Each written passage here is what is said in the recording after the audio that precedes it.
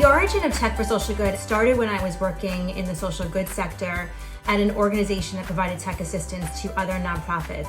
One of our biggest customers early on was JPMorgan.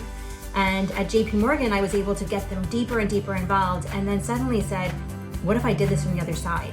We came in, and 10 years ago, we really started changing the way we talk about how can you engage your employees in social good in meaningful ways that's really not just window dressing, but that's really making impact across organizations and their ability to serve their constituents. In terms of the ethos of Tech for Social Good, I feel, and many of my colleagues feel, that we have an obligation in the corporate world to help the social sector leverage technology in the way that the corporate world can. Increasingly, it's important that the social sector gains the support from the commercial world, not from a financial perspective, because of the skills gap. We are leveraging technology more and more in the corporate world.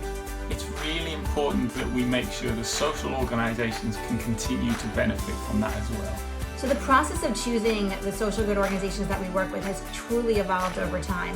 When we first started 10 years ago, we were begging a little bit.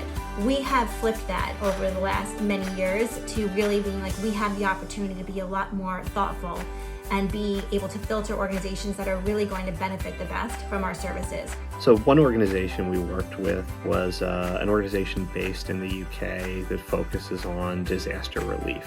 And when there's a natural disaster, they send volunteers and folks on the ground to help them distribute supplies and really help the area that's affected. They really need technology to do so. One of the big challenges in that scenario is there may not be cell phone connectivity. So we work with that organization to set up tools that they can use from their phones to help prioritize need, to help understand what inventory is available and distribute items on the ground to support people in those areas. But what I think is important and how we've kind of evolved over the past couple of years is finding ways not only to just help each other and share best practices, but how can we help the nonprofit sector as a whole in terms of their digital transformation. And so we've really been focused on finding ways that we can build programming together that will help move the needle in terms of nonprofit technology adoption. And so are there ways that we can collaborate together across the industry to provide resources and programming that's really going to help these nonprofits adopt technology, further their missions, and help their communities even further? We don't look at Tech for Social Good as a competitive advantage. We look at it as it's a right and we need to do it.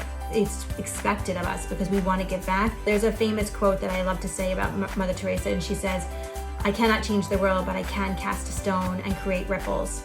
So that's what we're doing. We're creating ripples, and when you think about the collaboration, the more we collaborate, the more ripples we'll create, the more people will get engaged.